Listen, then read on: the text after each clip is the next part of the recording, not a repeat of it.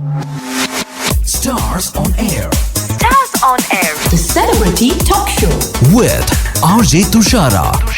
Radio Malayalam 98.6 ഇത് stars on എയറിന്റെ ടൈമാണ്. Stars on എയറുമായി കൂടെ ഉണ്ട് RJ തുഷാരാണ്. ഇന്ന് നമ്മുടെ കൂടെ ജോയിൻ ചെയ്തിരിക്കുന്ന സ്പെഷ്യൽ ആയിട്ടുള്ള ഗസ്റ്റ്. ഭരതനാട്യം എന്ന സിനിമയുടെ സക്സസിന് ശേഷം മലയാളി പ്രേക്ഷകർ മുഴുവൻ ഈഗർലി കട്ടയ്ക്ക് വെയിറ്റ് ചെയ്തിരിക്കുന്ന ഒരു സിനിമയാണ് ഇതിന്റെ പാർട്ട് 2 മോഹിനിയാട്ടം. And it's all set to hit the theatres.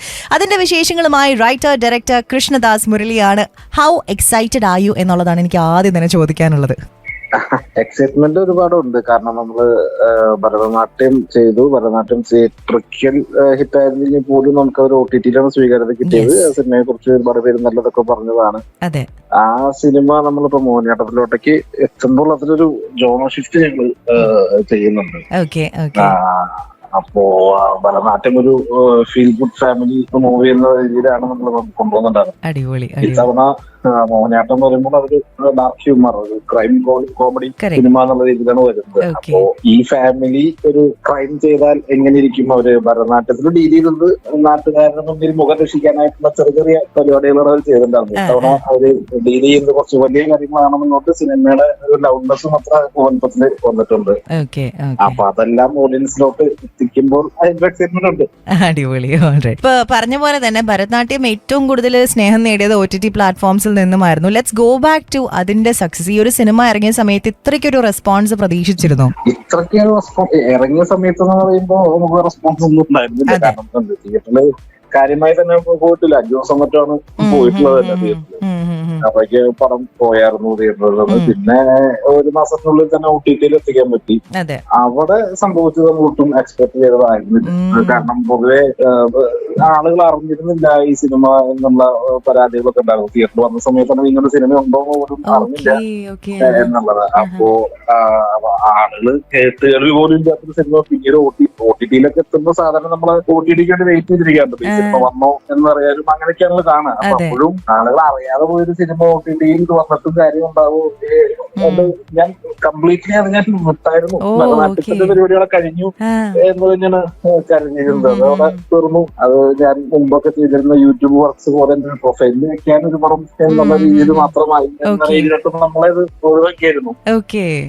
പക്ഷെ വൺസ് ഇത് പ്രൈമിൽ വന്നതിന് ശേഷം പിന്നെ ഒരു മാസത്തോളം എന്താ സംഭവിച്ചത് എനിക്ക് തന്നെ ഒരു പിടി. അങ്ങനെയായിരുന്നു അതിനൊരു ബൂമ് കിട്ടിയത് സോഷ്യൽ മീഡിയയിലൊക്കെ ആയിട്ട്. അപ്പോ അവിടെ നമ്മൾ ആ ഒരു കുറച്ചു കാലം സങ്കടപ്പെട്ടെന്നുള്ളത് കുറച്ച് കിട്ടി. അതെ, ഓക്കെ. ഈ മോഹിനിയാട്ടത്തിന് വേണ്ടിയിട്ട് നമ്മളിങ്ങനെ കട്ടയ്ക്ക് വെയിറ്റ് ചെയ്തിരിക്കും. എനിക്ക് തോന്നുന്നു എസ്പെഷ്യലി ഭരതനാട്യം OTT-യിൽ സക്സസ് ആയി അതിനുശേഷം every one was like okay next is what എന്ന് പറഞ്ഞ് ഇരിക്കുമ്പോഴാണ് മോഹിനിയാട്ടം വരുന്നുണ്ട് എന്ന് പറഞ്ഞപ്പോൾ നമ്മൾ കട്ടയ്ക്ക് ഇങ്ങനെ വെയിറ്റ് ചെയ്തിരിക്കുകയാണ്. ഈ ഒരു സിനിമ തിയേറ്ററിൽ തന്നെ പോയി കാണാനായിട്ടുള്ള ഒരു 3 റീസൺസ് ആയിട്ട് ചുരുക്കി പറയുകയാണെന്നുണ്ടെങ്കിൽ എന്തായിരിക്കും ആ 3 റീസൺസ്? 3 റീസൺസ് നമ്മളിപ്പോ ഭരതനാട്യത്തിനെ കുറിച്ച് നമുക്ക് ഒരു തിയേറ്ററിൽ വർക്ക് ആവാതെ പോയതിനുള്ള കാരണങ്ങൾ എന്നുള്ള രീതിയിൽ പലരും നമ്മുടെ അടുത്ത് അഭിപ്രായങ്ങൾ പറയും. അതായത് ഇപ്പൊ എല്ലാം ശരിയായിക്കൊള്ളുന്നില്ല. സ്റ്റിൽ നമുക്ക് നമ്മുടേതായിട്ടുള്ള അനാലിസിസ് ഉണ്ടാവും. ആളുകൾ പറഞ്ഞിട്ടുള്ളതും എടുക്കും. അപ്പോ ആളുകൾ പറഞ്ഞിട്ടുള്ളതെല്ലാം നമ്മൾ നോക്കി അതിന്റെ കാര്യമാണ് എന്ന് തോന്നിയിട്ടുള്ള കുറച്ച് കാര്യങ്ങളായിരുന്നു. ഒരു തിയേറ്റർ വാച്ച് ഡിമാൻഡ് ചെയ്തൊരു സിനിമയായിരുന്നില്ല ഭരതനാട്യം എന്ന് പറയുന്നത്. അതൊരു കുഞ്ഞു സിനിമയായിരുന്നു. ആക്ച്വലി അത് കോവിഡ് ടൈമിൽ ഞാനൊരു OTT പ്ലാറ്റ്ഫോമിന് വേണ്ടി എഴുതിയ കഥയായിരുന്നു. അപ്പൊ അതുകൊണ്ട് തന്നെ അതിനൊരു ആ ഒരു OTT സ്വഭാവം ആ സിനിമയ്ക്ക് ഉണ്ടായിരുന്നു. അപ്പൊ അതുകൊണ്ട് അത് ക്ലിയർ ചെയ്യണം എന്നുള്ളത് ഉണ്ടായിരുന്നു ഈ സിനിമയിൽ തന്നെ. അപ്പൊ അതെന്തായാലും കറക്റ്റ് ചെയ്യാൻ ഈ സിനിമയിൽ തന്നെ ഒരു അവസരം കിട്ടി. വേറൊരു സിനിമയിലോട്ട് പോകാതെ ഇതിന്റെ സീക്വലിൽ തന്നെ അടുത്ത സിനിമ അപ്പൊ നമ്മളിനി കറക്റ്റ് ചെയ്യേണ്ടതായിട്ടുണ്ടല്ലോ മുമ്പത്തെ സിനിമയിൽ നിന്ന് പല കാര്യങ്ങളല്ല. അപ്പോ അതുകൊണ്ട് തന്നെ ഇപ്പൊ ഇതൊരു തിയേറ്റർ വാച്ച് ഡിമാൻഡ് ചെയ്യുന്ന ഒരു സിനിമ തന്നെയാണ്. അത് ഒരു കാര്യമാണ്. പിന്നെ ഭരതനാട്യത്തെ കുറിച്ച് പറഞ്ഞിരുന്നത് ഞങ്ങൾ എസ്റ്റാബ്ലിഷ് ചെയ്യാൻ ഒരു 27 മിനിറ്റ്സ് എടുത്തിട്ടുണ്ടായിരുന്നു ഭരതനാട്യത്തിന്റെ. അത് കഴിഞ്ഞിട്ടാണ് നമ്മുടെ ഹ്യൂമർ തുടങ്ങുന്ന ഏരിയയിലെ സിനിമയിലോട്ട് ഇന്നായുള്ളൂ എന്നുള്ളൊരു പരാതി പലരും പറഞ്ഞിരുന്നു. അപ്പൊ അത് ഓഡിയൻസ് അത് പറഞ്ഞു എന്നുള്ളതുകൊണ്ട് നമ്മൾ എടുത്തു. ആക്ച്വലി അത് ഞാൻ എസ്റ്റാബ്ലിഷ് ചെയ്തെടുത്തൊരു ടൈമാണ്. എനിക്ക് അത്തരത്തിൽ കഥ പറയാൻ എനിക്കിഷ്ടമാണ്. സമയമെടുത്ത് ആളുകളെ പരിചയപ്പെടുത്തി പിന്നെ കഥയിലോട്ട് കിടന്നു എന്നുള്ളൊരു ഫോർമാറ്റ് എനിക്ക് പേഴ്സണലി ഇഷ്ടമുള്ളതാണ്. പക്ഷെ അത് ഭരതനാട്യത്തിൽ ബാക്ക് ഫയർ ചെയ്തതിലൊരു റീസൺ ആണ് എന്ന് ഓഡിയൻസ് പറഞ്ഞു. പിന്നെ വേറെ നമ്മുടെ ഇഷ്ടത്തിന് കാര്യമില്ല.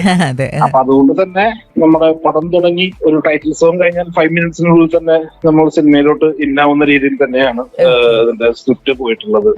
അപ്പൊ അതുകൊണ്ട് തന്നെ ലാഘവ പരിപാടിയും കാര്യമൊക്കെ ഒന്നും ഇല്ലാതെ പടപടയെന്നായിരിക്കും പടം പോകുന്നുണ്ടാവുക. സ്റ്റാർട്ട് ടു എൻഡ് 100% പടം പോകുന്നു. ഭരതനാട്യത്തിന്റെ ഒരു പേസ് ആയിരിക്കില്ല ഈ സിനിമ. ഭരതനാട്യം നിങ്ങളിങ്ങനെ വളരെ കാഷ്വൽ ആയിട്ട് കണ്ട സിനിമയാണെന്നുണ്ടെങ്കിൽ ഇത് 100 ആയിരിക്കും ഈ സിനിമ. സീറ്റിന്റെ എഡ്ജിലായിരിക്കും നമ്മൾ ഇരിക്കുന്നുണ്ടാവുക ബേസിക്കലി.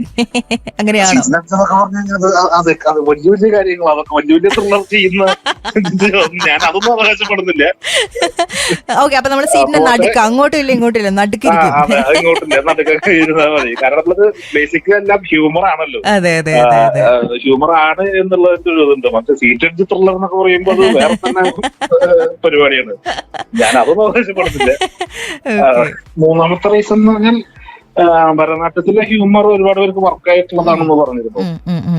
അപ്പോ അങ്ങനെയാണെങ്കിൽ അതിന്റെ ഒരു 3 ഇതിലുണ്ട് എന്നാണ് വിശ്വസിക്കുന്നത്. അടിപൊളി. അപ്പൊ അതുകൊണ്ട് അതൊന്നും എനിക്ക് തിയേറ്ററിൽ വന്ന് കാണാം. പെർഫെക്റ്റ്. ഈ 2 സിനിമകളുടെയും ടൈറ്റിലിനെ കുറിച്ച് പറയാം. ഭരതനാട്യം ആൻഡ് മോഹിനിയാട്ടം രണ്ടും ഡാൻസ് ഫോംസ് ആണ്. ബട്ട് ഇത് കേൾക്കുന്ന ഈ സിനിമയിൽ ഡാൻസുമായിട്ട് ബന്ധപ്പെട്ടിട്ടുള്ള കാര്യങ്ങളൊന്നുമില്ല. ഈ ഒരു ടൈറ്റിലേക്ക് എത്തിയതിന്റെ ഒരു റീസൺ, അല്ലെങ്കിൽ എങ്ങനെയാണ് ഈ ഒരു ടൈറ്റിൽ മനസ്സിൽ വന്നത്? ടൈറ്റിൽ എനിക്ക് ആക്ച്വലി ഭരതനാട്യം ഒരു സിമ്പിൾ പടമാണെന്നുള്ളത് അതിന്റെ ഒരു ക്ലാസിനെസ് അതിന്റെ ടൈറ്റിലും വേണം എന്നുണ്ടായിരുന്നു. അപ്പോ സിനിമ കണ്ടവർക്ക് നോക്കിയതാണ് ഭരതനാട്യമായിരുന്നു. അപ്പൊ അത് സിംപ്ലിസിറ്റി വേണം എന്നുള്ളതും ഒരു ക്ലാസിനെസ് വേണം എന്നുള്ളതും എനിക്ക് ഉണ്ടായിരുന്നു. അതും എന്റെ നിർബന്ധമായിരുന്നു. അതും പക്ഷെ തിയേറ്ററിൽ ബാക്ക് ഫയർ ചെയ്തതിന്റെ ഒരു കാരണമായിട്ട് പറഞ്ഞിട്ടുണ്ടായിരുന്നു. കുറച്ചുപേര് അങ്ങനെ പറഞ്ഞിരുന്നത് ടൈറ്റിൽ ചിലപ്പോ ഒരു ക്ലാസിക്കൽ ഡാൻസ് അതിന് റിലേറ്റ് ചെയ്തിട്ടുള്ള സിനിമയായിരിക്കാം എന്നൊക്കെ ഉള്ളതുകൊണ്ടാണ്. എനിക്കിപ്പം മനസ്സിലാവാത്ത കാര്യം സൈജു ഗ്രൂപ്പ് എന്നൊരു ആളെ വെച്ചുകൊണ്ട് ഞാൻ എങ്ങനെയാണ് മറ്റേ സൈജു ചേട്ടന്റെ പടം എന്ന് പറയുമ്പോൾ ഓഡിയൻസ് മനസ്സിലാവുമല്ലോ ഇത് നമ്മുടെ പോസ്റ്റേഴ്സും എല്ലാം വിട്ടിട്ടുള്ളത് ഇച്ചിരി ഹ്യൂമർ പോലത്തെ പോസ്റ്റേഴ്സും ആണ് വിട്ടിട്ടുള്ളത്. എന്നിട്ട് എങ്ങനെയാണ് അത് എന്നുള്ളത് എനിക്ക് മനസ്സിലായിട്ടില്ല ഇപ്പോഴും. സ്റ്റിൽ അത് അക്കരത് പറഞ്ഞതുകൊണ്ട് അത് നമ്മൾ എടുക്കുമ്പോൾ അപ്പൊ അതുകൊണ്ട് തന്നെ നമ്മള് മോഹിനിയാട്ടത്തിന് വേറെ ടൈറ്റിലാണ് വെച്ചിട്ടുണ്ടായിരുന്നത്. ഒരു കൊമേഴ്ഷ്യൽ ഫ്ലേവറിലുള്ള ടൈപ്പ് തന്നെയായിരുന്നു വെച്ചിരുന്നത്. പക്ഷെ നമ്മുടെ മിഥുൻ മേനോൻ ചേട്ടൻ ഉണ്ടല്ലോ ആടിന്റെ, അദ്ദേഹം സ്ക്രിപ്റ്റ് വായിച്ചിട്ടുള്ളതാണ് മോഹിനിയാട്ടത്തിന്റെ. അദ്ദേഹം വായിച്ച അദ്ദേഹത്തിന് ഭയങ്കരമായിട്ട് വർക്കായി. അപ്പൊ അദ്ദേഹം ചോദിച്ചിരുന്നു ഈ സിനിമയ്ക്ക് മോഹിനിയാട്ടം എന്ന് പേരിടാൻ വല്ല സാധ്യതയും ഉണ്ടോ എന്ന് ചോദിച്ചിരുന്നു. അതിന് ചേട്ടാ സാധ്യത ഉണ്ട്. കാരണം ഞാനും എന്റെ കോറൈറ്റർ ഉണ്ട് വിഷ്ണു. അപ്പൊ ഞങ്ങള് സ്ക്രിപ്റ്റ് ചെയ്തോണ്ടിരിക്കുന്ന സമയത്ത് തന്നെ നമുക്ക് പലപ്പോഴും പല ടൈറ്റിലുകളും നമ്മൾ ഇങ്ങനെ ഡിസ്കസ് ചെയ്ത് പോകുമായിരുന്നു. അപ്പൊ അതിൽ മോഹിനിയാട്ടം എന്നുള്ളത് തുടക്കത്തിലേ വന്നില്ല. കാരണം സ്വാഭാവികമായിട്ടും ഇപ്പൊ തന്നെ ആൾക്കാർ പറഞ്ഞു അടുത്ത പാർട്ടി ചെയ്ത കുച്ചുപുടിയിലായിരിക്കും പേരുന്നുള്ളത്. അപ്പോ അത് ഈസിലി നമ്മുടെ മനസ്സിൽ വരുന്നൊരു പേരാണ്. അപ്പൊ നമ്മുടെ കഥയ്ക്ക് മോഹിനിയാട്ടം എന്നുള്ള സിനിമയ്ക്ക് കറക്റ്റുമാണ് ആക്ച്വലി മോഹിനിയാട്ടം എന്നുള്ള പേര്. ഭരതനാട്യം എങ്ങനെയാണോ ഭരതനാട്യത്തിന് സ്യൂട്ട് ആവുന്നത് അതുപോലെ തന്നെ മോഹിനിയാട്ടം എന്നുള്ളതും ഇതിന് സ്യൂട്ട് ആവുന്ന പേര് തന്നെയാണ്. പക്ഷെ ഞങ്ങളത് അധികം നേരം ചിന്തിക്കാൻ പോലും നിന്നില്ല. 2 മിനിറ്റ് കൊണ്ട് തന്നെ നമ്മൾ അടുത്ത ഓപ്ഷനോട്ട് പോയി. കാരണം ഭരതനാട്യം ബാക്ക് ഫയർ ചെയ്തു. നമുക്ക് ഒരു തവണ ചൂടുവെള്ളത്തിൽ വീണ പൂജ പച്ചവെള്ളം കണ്ടാലും പേടിക്കുന്നു പറഞ്ഞ പോലെ ഒരു തവണ പണി കിട്ടി. അപ്പൊ അതുകൊണ്ട് നമ്മളിനി മോഹിനിയാട്ടത്തിൽ നിൽക്കണ്ട, നമുക്ക് വേറെ ടൈറ്റിലോട്ട് കൊമേഴ്ഷ്യൽ രീതിയിലോട്ടുള്ള ടൈറ്റിലോട്ടൊക്കെ പോകാൻ കരുതി പോയതാ. അപ്പൊ മിഥുൻ ചേട്ടൻ ചോദിച്ചു അങ്ങനെ വല്ല സാധ്യത ചോദിച്ചപ്പോ ചേട്ടൻ സാധ്യത ഉണ്ട്, ഇന്ന കാര്യങ്ങൾ വെച്ചുകൊണ്ട് നമുക്ക് ഇത് കറക്റ്റ് ആയിട്ട് ഈ ടൈറ്റിലോട്ട് ബ്ലെൻഡ് ആക്കാൻ പറ്റും. ഞങ്ങൾ ആലോചിച്ചിരുന്നതാണ്, പക്ഷെ വിട്ടതായിരുന്നു ഈ കാരണം കൊണ്ടെന്ന് പറഞ്ഞു. പുള്ളിയാണ് പിന്നെ നമുക്ക് തരുന്നത്. അത് ഇനി വിഷയമില്ല പറഞ്ഞു. കാരണം ഭരതനാട്യത്തിന് അവിടെ ഒരു പ്രശ്നം കിട്ടി എന്നുള്ളത് ഓക്കെ. പക്ഷെ ഇപ്പൊ ഭരതനാട്യം എല്ലാവർക്കും അറിയാം എന്താണെന്നുള്ളത്. അപ്പൊ പിന്നെ മോഹിനിയാട്ടം അതിന്റെ പിന്നാലെയായിട്ട് വന്നു കഴിഞ്ഞാൽ ഒരു ഫ്രാഞ്ചൈസി പരിപാടി കിട്ടുകയും ചെയ്യും. ഇപ്പൊ ആളുകൾക്ക് മോഹിനിയാട്ടം എന്ന് പറഞ്ഞാൽ അതെന്തായിരിക്കും എന്നുള്ളത് കിട്ടുകയും ചെയ്യും. അതുകൊണ്ട് ഇനി ധൈര്യമായിട്ട് പേര് വെച്ചോളാൻ പറഞ്ഞ് പുള്ളിയാണ് തരുന്നത്. അങ്ങനെയാണ് നമ്മള് തിരിച്ച് മോഹിനിയാട്ടം തന്നെ വെച്ചത്. സൈജു കുറുപ്പ് എന്ന നടനിലേക്ക് വരാം.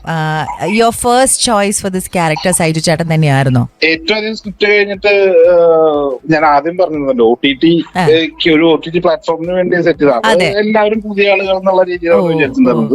അത് കഴിഞ്ഞ് നമ്മള് സിനിമയിലോട്ട് OTT പ്ലാറ്റ്ഫോം ഒക്കെ മാറി പിന്നെ സിനിമയിലോട്ട് മെയിൻ സ്ട്രീം സിനിമയിലോട്ടേക്ക് എന്നുള്ള രീതിയിൽ ട്രൈ ചെയ്യുന്ന ഇപ്പൊ ആദ്യം തന്നെ സൈജു ചേട്ടനായിരുന്നു ഞാൻ മെസ്സേജ് ചെയ്തിട്ടുണ്ടായിരുന്നു. അപ്പൊ അന്ന് ചേട്ടൻ പറഞ്ഞത് ലീഡ് ചെയ്യുന്നില്ലടോ, അതിലോട്ടേക്ക് ഒരു പ്ലാൻ ഫുൾ ടൈം ചെയ്യാനുള്ള ഒരു പ്ലാൻ ഇല്ല എന്നുള്ള രീതിയിലാണ് പറഞ്ഞത്. പിന്നെ അത് വിട്ടു വേറൊരു ആർട്ടിസ്റ്റിലോട്ട് പോയി, അവിടെ ഓണായി, പ്രൊഡക്ഷൻ ഒക്കെ ആയി. പക്ഷെ പിന്നീട് അത് മെറ്റീരിയലൈസ് ആവുന്നില്ല. അപ്പൊ ഒരു 1.5 വർഷം അങ്ങനെ പോയി. പിന്നെ വേറെ ആർട്ടിസ്റ്റിലോട്ട് പോയി, ആർട്ടിസ്റ്റ് ഒക്കെ ആയിരുന്നു. പിന്നെ പ്രൊഡക്ഷൻ പരിപാടി അത് പ്രശ്നമായി. പിന്നെ വേറെ ആർട്ടിസ്റ്റിലോട്ട് പോയി. അപ്പൊ ഇതിങ്ങനെ ഇറങ്ങി ലാസ്റ്റ് സൈജു ചേട്ടനിലോട്ട് തന്നെ എത്തി. അപ്പോഴേക്കും ഈ ടൈം സ്പെൻഡ് കൊണ്ട് തന്നെ സൈജു ചേട്ടൻ ലീഡ് ഹീറോ ആവാൻ തുടങ്ങി. അപ്പൊ ഞാൻ സൈജു ചേട്ടനോട് തന്നെ വീണ്ടും വിളിച്ചു. അപ്പൊ വന്ന് കഥ പറഞ്ഞ് അങ്ങനെ പോയി കഥ പറഞ്ഞതായിരുന്നു. അടിപൊളി. It's like it was മെന്റ് for him. Manifest ചെയ്ത പോലെയാണ്. ആ കറങ്ങി തിരിഞ്ഞ് അവിടെ തന്നെ എത്തി അവസാനം. അവിടെ തന്നെ എത്തി. അദ്ദേഹം തന്നെ പ്രൊഡ്യൂസറായി. അടിപൊളി. ഈ സെറ്റില് സൈജു ചേട്ടൻ is such an amazing actor. നമുക്കറിയാം ഭയങ്കര വേഴ്സറ്റൈൽ ആയിട്ടുള്ള ഒരു ആക്ടറാണ്. ആസ് എ ഡയറക്ടർ താങ്കളെ വാവ് പറയിപ്പിച്ച ഏതെങ്കിലും എടുത്തു പറയാൻ പറ്റുന്ന ഒരു സീൻ, ഒരു മൊമെന്റോ ഉണ്ടോ? സൈജു ചേട്ടന്റെ ചില റിയാക്ഷൻസും കാര്യങ്ങളും നമ്മള് ഭയങ്കരമായിട്ട് ചിരിപ്പിക്കുന്നതാണ്. അപ്പൊ ഭരതനാട്യത്തില് എടുത്ത് പറയുകയാണെന്നുണ്ടെങ്കിൽ മുമ്പ് പുള്ളി പെർഫോം ചെയ്ത് കാണിക്കും നമ്മള്. അപ്പൊ നമുക്ക് അറിയാം എന്താണ് ഫ്രെയിമിൽ വരാൻ പോകുന്നത്. മുമ്പേ പുള്ളി ചെയ്ത് കാണിച്ചു തരുന്നുള്ളത്. ഒരു സീനില് എടുക്കുമ്പോ മാത്രം ഞാൻ മുമ്പ് പ്ലാൻ ചെയ്യാതെ ഷോട്ടിനിടയിൽ കയറി ഞാൻ ചേട്ടനോട് പറഞ്ഞു, ഇങ്ങനെ മറ്റേ അച്ഛനിങ്ങനെ രണ്ടാമത്തെ ഒരു ഫാമിലി ഉണ്ട് എന്ന് പറഞ്ഞത് വന്ന അമ്മയോട് പറയുന്നുണ്ടല്ലോ. അപ്പോ അമ്മയോട് പറയുന്ന ആ സീനില് പെങ്ങള് ചോദിക്കുന്നത് അച്ഛൻ എങ്ങനെയുണ്ട് ചോദിക്കുമ്പോ അച്ഛനൊരു കുഴപ്പമൊന്നുമില്ല, എന്നെ നോക്കി ചിരിച്ചൊക്കെ കാണിച്ചു എന്ന് പറയുന്നുണ്ട്. ആ ചിരിച്ചൊക്കെ കാണിച്ചു എന്ന് പറയുന്നതിനൊരു റിയാക്ഷൻ ഞാൻ വന്ന് പറഞ്ഞു പോവുക ചെയ്തു ഷോട്ടിന്. ചേട്ടാ അവിടെ എന്തെങ്കിലും റിയാക്ഷൻ ഇട്ടാ രസമായിരിക്കും എന്ന് പറഞ്ഞിട്ട് ഞാൻ പോവാ ചെയ്ത്. എന്താ ചെയ്യാൻ പോകുന്നതെന്നുള്ള അറിയുന്നുണ്ടായിരുന്നില്ല. അപ്പൊ മോണിറ്ററിൽ പക്ഷെ അത് ആദ്യം കണ്ടത്. അപ്പൊ പുള്ളി അത് കാണിച്ചപ്പോ ഞാനത് ഭയങ്കരമായിട്ടൊക്കെയാണ് ചിരി വന്നിരുന്നത്. മുമ്പൊക്കെ പുള്ളി ചെയ്യാൻ പോകുന്ന നമുക്ക് അറിയായിരുന്നു. പിന്നെ റിഹേഴ്സൽ ചെയ്ത ചേട്ടൻ പോവുക. ഇത് അങ്ങനൊന്നും ഇല്ലാതെ കോൺടാക്ട് ആയതുകൊണ്ട് ഞാനത് ഭയങ്കരമായിട്ട് ചിരിച്ചൊരു സാധനമാണ്. അടിപൊളി. ഹ്യൂമറിനെ കുറിച്ച് പറയും. ഇപ്പൊ ഭരതനാട്യം എന്ന സിനിമയിൽ തന്നെ ഹ്യൂമറും അതേപോലെ ഭയങ്കര ഒരു ഇമോഷണലി ട്രിഗർ ആവാൻ സാധ്യതയുള്ള ഒരു ടോപ്പിക്കും കൂടിയാണ് സൈഡ് ബൈ സൈഡ്. പക്ഷെ അത് ഭയങ്കര വെൽ ബാലൻസ്ഡ് ആയിട്ടുള്ളതാണ്. അപ്പൊ ഇത് എഴുതുന്ന സമയത്ത് ഡെലിബറേറ്റ് ആയിട്ടും ആ ബാലൻസ് കൊണ്ടുവന്നതാണോ അതോ നാച്ചുറലി അത് എഴുതുന്ന സമയത്ത് സംഭവിച്ചതാണോ ആ ഒരു ബാലൻസ്? അല്ല, അത് ഈ പറഞ്ഞതുപോലെ നമുക്ക് ടൂ മച്ച് ഇമോഷനിലോട്ടും പോകരുത് എന്നുള്ളത്, ഒരു കൺട്രോൾഡ് ആയിരിക്കണം എന്നുള്ളത് പ്ലാൻ തന്നെയായിരുന്നു. അത് അങ്ങനെയാണ് എനിക്കിഷ്ടം കാണാൻ. നമ്മളിപ്പോ എന്തായാലും ഒരു എഴുതുമ്പോ നമുക്ക് എങ്ങനെയാണ് സിനിമ കാണാൻ ഇഷ്ടം അതുപോലെ അപ്പൊ അതുകൊണ്ട് തന്നെ ഇതൊരു ടൂ മച്ച് മെലോ ഡ്രാമയിലോട്ടും പോവാൻ പറ്റുന്നൊരു ഏരിയയുമാണത്. അപ്പൊ അങ്ങനെ പോകാതെ വളരെ ലൈറ്റ് ആയിട്ട് തന്നെ ഇതിനെ ഹാൻഡിൽ ചെയ്താൽ മതി. അവിഹിതം എന്നൊക്കെ പറയുന്ന സാധനം ആളുകൾക്ക് അത്ര സുഖം തോന്നുന്ന സാധനമല്ല എന്നുള്ളത് അറിയാം. അതിനെ പക്ഷെ നമ്മൾ ലൈറ്റ് ആയിട്ട് ലൈറ്റ് ഹ്യൂമർ ഫ്ലേവറിൽ പറഞ്ഞു പോയാൽ മതി എന്നുള്ളത്, അതാണ് രീതി. ഇപ്പൊ മോഹിനിയാട്ടത്തിലൂടെ എത്തിക്കഴിഞ്ഞാൽ ലൈറ്റ് ആയിട്ട് ഡീൽ ചെയ്യുന്ന കാര്യം വലിയ കാര്യമാണ്. ഭരതനാട്യം പോലെ അല്ല, ഒരു വലിയ ക്രൈമാണ്. നമ്മളത് വളരെ ലൈറ്റ് ആയിട്ട് അതിലും ഡീൽ ചെയ്യുന്നത്. ആ ബാലൻസ് ഇതിലുമുണ്ട്. മോഹിനിയാട്ടത്തിന്റെ ട്രെയിലർ കാണുമ്പോൾ തന്നെ നമുക്കറിയാം ഭയങ്കര നേരത്തെ പറഞ്ഞ പോലെ it's very fast. It's not ആ ഒരു സ്ലോ ആയിട്ടുള്ള ഒരു ഇതല്ല, പടപടപടാന്ന് പറഞ്ഞാണ് കാര്യങ്ങൾ നടക്കുന്നത്. ആൻഡ് ഇറ്റ്സ് എ വെരി ഒരു പവർ പാക്ഡ് ആയിട്ടുള്ള ഒരു എഫക്റ്റ് ആണ് നമുക്ക് തരുന്നത്. And there are lot of അടിപൊളിയായിട്ടുള്ള ആക്ടേഴ്സ്. ഇപ്പൊ സുരാജ് ഏട്ടൻ, ജഗദീഷ് ഏട്ടൻ, അതുപോലെ വിനയ് ഫോർട്ട് ഉൾപ്പെടെയുള്ള കുറച്ച് അമേസിംഗ് ആയിട്ടുള്ള ആക്ടേഴ്സും കൂടെ ഇതിൽ നമുക്ക് കാണാൻ സാധിക്കുന്നുണ്ട്. ഒപ്പം നമ്മൾ എല്ലാവരും ശ്രദ്ധിച്ചൊരു കാര്യമാണ് ദൃശ്യത്തിന്റെ കുറച്ചധികം റെഫറൻസസ് ഇതിൽ വന്നു പോകുന്നുണ്ട് എന്നുള്ളത്. അതിനെക്കുറിച്ച് ഒന്ന് സംസാരിച്ചു പോയാലോ? ദൃശ്യം റെഫറൻസ് ആക്ച്വലി ഒരു സീൻ എഴുതുന്ന സമയത്ത് വന്നത്. ഇവിടെ അത് ഒരാളോട് വീട്ടിൽ നടന്നൊരു സംഭവം എക്സ്പ്ലെയിൻ ചെയ്യാനായിട്ട് നടന്നു എന്നുള്ളത് പറയാൻ പറ്റില്ലല്ലോ. എക്സ്പ്ലെയിൻ ചെയ്യാനായിട്ട് അയാൾ ഉപയോഗിക്കുന്ന ഒരു വഴിയായിരുന്നു ദൃശ്യത്തിന് അടുത്ത ഭാഗം എന്നുള്ള സാധനം. അപ്പൊ അതിനായിട്ട് ടൂളായിട്ടാണ് അത് ഉപയോഗിച്ചിട്ടായിരുന്നത്. എനിക്കൊന്ന് ഞാൻ അതിന്റെ കമന്റ്സിൽ നോക്കിയപ്പോഴും കുറെ പേര് അതിനെക്കുറിച്ച് എന്നെ എഴുതി പറഞ്ഞിട്ടുണ്ടായിരുന്നു കമന്റ്സിലൊക്കെ തന്നെ. അടിപൊളി. എന്തായാലും ഒരു പവർ പാക്ഡ് ആയിട്ടുള്ള സിനിമയായിരിക്കും. കാരണം നേരത്തെ പറഞ്ഞ പോലെ തന്നെ കുറച്ചധികം നല്ല ആക്ടേഴ്സും ഈ ഒരു സിനിമയിലേക്ക് മോഹിനിയാട്ടം എന്ന ഈ ഒരു സെക്കൻഡ് പാർട്ടിലേക്ക് വരുന്നുണ്ട് അല്ലെ? അടിപൊളി. ഇനി നമ്മൾ നേരെ പോകുന്നത് ആ റാപ്പിഡ് ഫയർ റൗണ്ടിലേക്കാണ്. ആദ്യത്തെ ചോദ്യം, മോഹിനിയാട്ടം എന്ന സിനിമയ്ക്ക് ഒരു സബ് ടൈറ്റിൽ അല്ലെങ്കിൽ ഒരു ടാഗ് ലൈൻ ഉണ്ടായിരുന്നെങ്കിൽ വാട്ട് വുഡ് ഇറ്റ് ബി? അത് മോഹിനിയാട്ടത്തിന് ഒരു ടാഗ് ലൈൻ ഉണ്ടായിരുന്നു, ലെവൽ 2 ദ ഗാങ് ബാങ് ആയിരുന്നു. Oh really? ഓക്കെ ആണോ? Okay okay alright. Okay, Krishnadas Murali എന്ന ഡയറക്ടർ സ്ട്രിക്റ്റ് ആണോ ഓർ ചിൽ ആയിട്ടുള്ള ഒരു ഡയറക്ടർ ആണോ? അയ്യോ, അത് ഞാനല്ലല്ലോ പറയേണ്ടത്. എന്നാലും ഒരു ഞാൻ പരമാവധി ആ ഒരു കൂൾനെസ് വിടാതിരിക്കാൻ തന്നെയാണ് ശ്രമിക്കാറുള്ളത്. പിന്നെ വേണ്ടത് വേണം എന്ന് തന്നെ പറയണമല്ലോ. വേണ്ടത് കിട്ടാതിരുന്നാലേ പോകുള്ളൂ. Okay, alright. മോഹിനിയാട്ടം എന്ന സിനിമയ്ക്ക് ഒരു ഇമോഷൻ അല്ലെങ്കിൽ ഒരു രസമായിട്ട് നമുക്ക് ഇപ്പം നവരസങ്ങളുണ്ടല്ലോ, രസമായിട്ട് ഡിസ്ക്രൈബ് ചെയ്യുവാണെന്നുണ്ടെങ്കിൽ ഏതൊരു ഇമോഷൻ ആയിട്ടായിരിക്കും ഡിസ്ക്രൈബ് ചെയ്യുന്നുണ്ടാവുക? ഭയമായിട്ടാ? Okay, alright. സിനിമ കണ്ട് ഇറങ്ങുന്ന ഓഡിയൻസ് എന്താണ്, ഇപ്പം ഓരോ സിനിമയും കണ്ടിട്ട് നമ്മൾ തിയേറ്ററിൽ നിന്ന് ഇറങ്ങുമ്പോൾ നമുക്കൊരു ടേക്ക് ബാക്ക് ഉണ്ടാവുമല്ലോ എന്ന് പറഞ്ഞ പോലെ മോഹിനിയാട്ടം എന്ന സിനിമ കണ്ടിട്ട് നമ്മൾ ഇറങ്ങുമ്പോൾ ആ ഓഡിയൻസിന് ഒരു ടേക്ക് ബാക്ക് എന്താവണം എന്നാണ് ആസ് എ ഡയറക്ടർ യുവർ ആഗ്രഹം? ഭരതനാട്യത്തില് ആക്ച്വലി നമ്മൾ അതിനൊരു പൊളിറ്റിക്സ് പറയാൻ ശ്രമിച്ചിട്ടുണ്ടായിരുന്നു. നമ്മള് എല്ലാവർക്കും വേണ്ടി ജീവിക്കേണ്ട കാര്യമില്ല, നമ്മുടെ കുടുംബത്തിന് നമ്മൾ നോക്കിയാൽ മതി, നാട്ടുകാരെ പേടിക്കേണ്ട കാര്യമില്ല, നമുക്ക് ശരിയും തോന്നുന്നു നമുക്ക് ചെയ്യാം എന്നുള്ളൊരു കാര്യമായിരുന്നു അതിൽ പറഞ്ഞു വെച്ചിരുന്നത്. അപ്പൊ അത് ഓഡിയൻസിലോട്ട് എത്തി എന്ന് തന്നെയാണ് മനസ്സിലായിട്ടുള്ളത്. ഇതിനങ്ങനെയൊന്നുമില്ല.